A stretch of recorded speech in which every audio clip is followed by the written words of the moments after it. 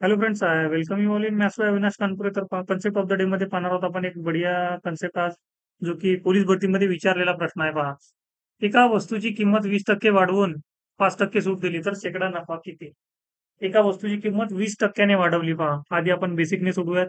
जर त्या वस्तूची किंमत जर 100 रुपये असेल, खरेदी किंमत, कॉस्ट प्राइस काय असेल?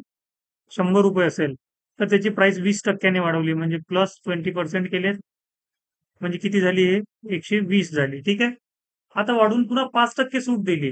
आता याच्यावर 5% सूट दिली. आता 5% जर काढले याचे, ते किती होतील?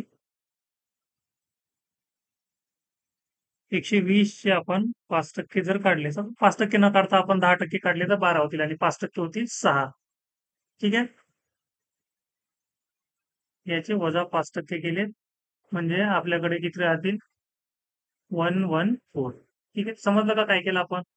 120 चे 5% काढले.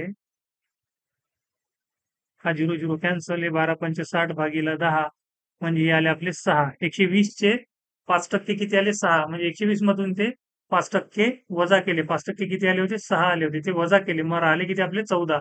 म्हणजे खरेदी किंमत किती आहे? तर 100. आणि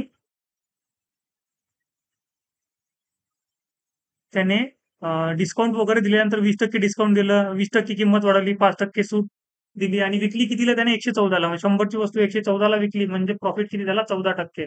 आणि हेच आपलं काय आहे? ऑप्शन ए आन्सर आहे. आता याला, हे तर झालं आपलं बेसिक नाही. आता मी तुम्हाला एक बढिया मेथड सांगतो याची.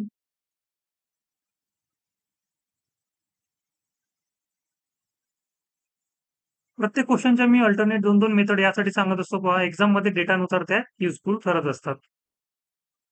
आता एका वस्तूची किंमत वाढवली 20%. आपल्याकडे एक फॉर्म्युला आहे, A plus B plus minus A B divided by 100, आणि याला पर्सेंटेजचा आपण सिम्बॉल देतो. आता ए काय झाला? ए इथं 20% आहे, प्लस 20 आहे, आणि बी किती आहे? -5 आहे. मग याला आपण सॉल्व्ह करूया. ठीक आहे. +20 -5 आणि प्लस मायनस या दोघांचा गुणाकार केला तर काय होईल? वजा होईल. ठीक आहे. 20 गुणिला 5 वजा येतील, म्हणून ते प्लस मायनस लिहिले मी. आणि याला दिलं मी पर्सेंटेजचा चिन्ह. आता हे झाले माझे किती? 20 वजा 5 किती झाले? 5. आणि वजा हे होतील 20 5 काय? 100. 100 भागीला 100 1 होतील. ठीक आहे. हे 15 आणि हा वजा 1 पर्सेंटेज. 15 वजा 1 किती झाले? 14%. आणि हेच आपलं काय आन्सर आहे. पहा, ही एक बेस्ट मेथड आहे. तर याला आपण नेट पर्सेंटेज चेंज आपण याला म्हणू शकतो. याच्यात जरी हा नफा तोटा चक्र असेल, पण खेळ हा पर्सेंटेजचाच आहे, आणि पर्सेंटेजमध्ये आपण हे सांगितलेलं आहे आधीच, नेट पर्सेंटेज चेंजचा फॉर्म्युला आहे. ठीक आहे. आधी आपण प्राइस वाढवू राहिलो, मग कमी करू राहिलो, म्हणजे क्रमागत सक्सेसिव्हली ते काय होत आहे? चेंज होत आहे. सक्सेसिव्हली सक्सेसिव्हली पहा, आपण इथं पाहिलेलं आहे की हा चेंज होत आहे. आधी 20% वाढवलं, नंतर 5% कमी दिला. आता आणखी दुसरी मेथड काय आहे याला सॉल्व्ह करायची? पहा, मी दुसरी मेथड सांगतो तुम्हाला.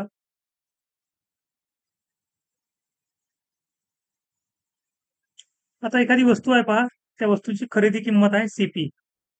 त्या वस्तूला आधी 20% वाढवलं. 20% वाढवलं म्हणजे काय? 20% वाढवलं म्हणजे 6/5 झाली ती. हा झाला मल्टिप्लाइंग फॅक्टर 20%चा. नंतर त्याने 5% काय केली? सूट दिली. 5% सूट दिली म्हणजे काय केली? तर 95% झाली ती. ठीक आहे. आणि हेच बरोबर काय आहे? आपली विक्री किंमत आहे. पहा, हेच बरोबर काय आहे? विक्री किंमत आहे. मग याला आपण सॉल्व्ह करू शकतो. 5 1 5, 5 19, 95. ठीक आहे. मग आता हे काय होईल? सीपी गुणिला 19 5 95, 19 14 होतो, 110, सॉरी 114, आणि हे भागीला 100 बरोबर एसपी. आता सीपी भागीला एसपी काय येईल? 100 भागीला 114. म्हणजे मी असं म्हणू शकतो का? 100 रुपयाची वस्तू आहे, 114 ला विकली, तर प्रॉफिट किती झाला? 14%. याच्यावरूनही आपण काढू शकतो. हे झाली आपली तिसरी मेथड. पहा, एकाच प्रश्नाला सोडवायच्या वेगळ्या वेगळ्या मेथड असू शकतात. आणि आता आपल्याला एक्झाम मध्ये कुठली वापरायची आहे, ते डेटावर ठरणार की डेटा कसा दिलेला आहे. ठीक आहे. आणखी याची एक थर्ड मेथड पण आहे, रेशो मेथड. आता ती मेथड, चला ती पण मी तुम्हाला एक्सप्लेन करून सांगतो इथंच, म्हणजे जेणेकरून आपल्या सगळ्याच मेथड इथं तुम्हाला समजून जातील की एका क्वेश्चनला सोडवायच्या किती मेथड असतात. आधी काय केलं, 20% वाढवलं आणि नंतर 5% काय केलं, कमी केलेलं आहे. 20% वाढवलं म्हणजे काय? 20% म्हणजे काय?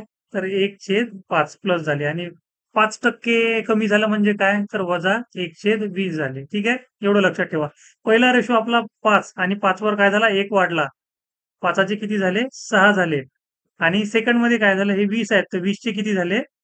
19 झाले. आणि हा जो रेशो येत असते आपला सीपी आणि एसपीचा, खरेदी आणि विक्री किंमतचा येत असते. म्हणजे 20 5 झाले आपले, याला मल्टिप्लाय करा. 1 मिनिट.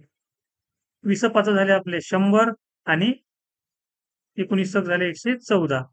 म्हणजे खरेदी किंमत 100 असेल तर विक्री किंमत 114 आहे. 100 वर 14 किती झाले? प्लस 14 प्रॉफिट झालं. म्हणजे 14% प्रॉफिट झालं. पहा, याही मेथडने आपला आलेला आहे.